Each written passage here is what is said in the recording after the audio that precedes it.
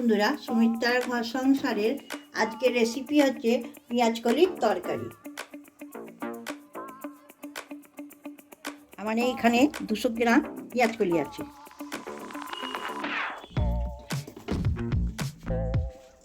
আমি এবার ছোট ছোট করে কুচিয়ে নেব।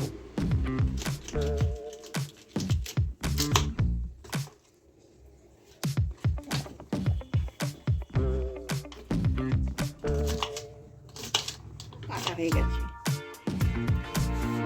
আমি সর্ষের তেল নিয়ে নিলাম।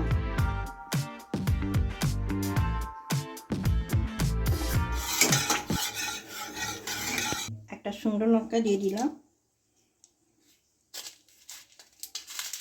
1 চামচি মৌরি দিয়ে দিলাম। গোটা জিরে দিয়ে দিলাম 1 চামচি। কালো জিরে দিয়ে দিলাম 1 চামচি। ভালো সেন্ট হবে, একটু গন্ধ বেরোবে, তখন আমি পেঁয়াজগুলো দেবো। আমার ফোড়নটা হয়ে গেছে, বেশ গন্ধ উঠেছে। এবার আমি এখানে 2টো পেঁয়াজ কুচিয়ে রেখেছি, একদম ছোট ছোট করে দিয়ে দিচ্ছি। ভেজে নেবো ভালো করে। পেঁয়াজটা একটু লাল লাল করে ভাজবো।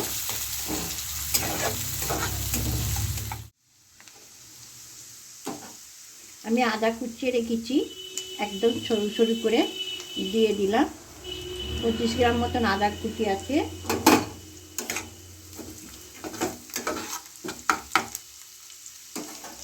দশ 15টা রসুন কুচিয়ে রেখেছি, দিয়ে দিচ্ছি।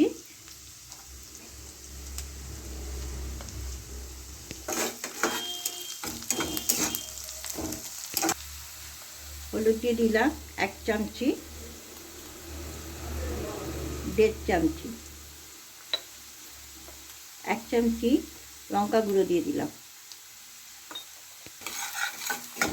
ভালো করে কষে নেব।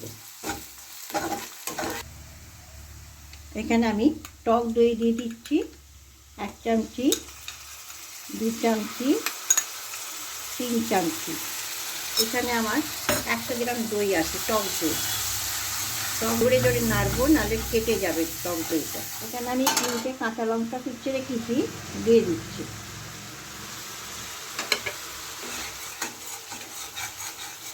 পেঁয়াজ কলিগুলো দিয়ে দিলাম।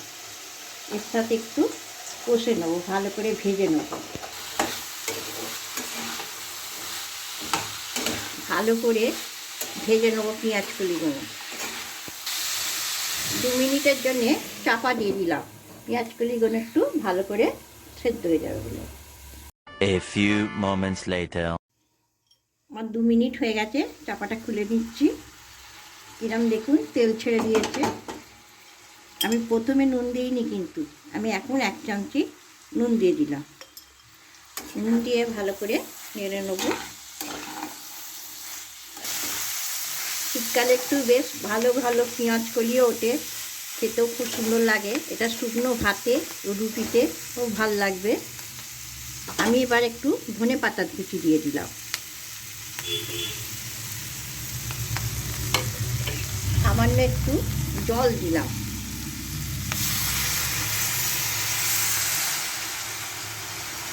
জল দিয়ে ভালো করে একটু নেড়ে দিলাম। 2 মিনিটের জন্য চাপা দিয়ে দিলাম। Later. আমি চাপাটা খুলছি। আমার পেঁয়াজ কলি তরকারিটা হয়ে গেছে, কমপ্লিট রেডি।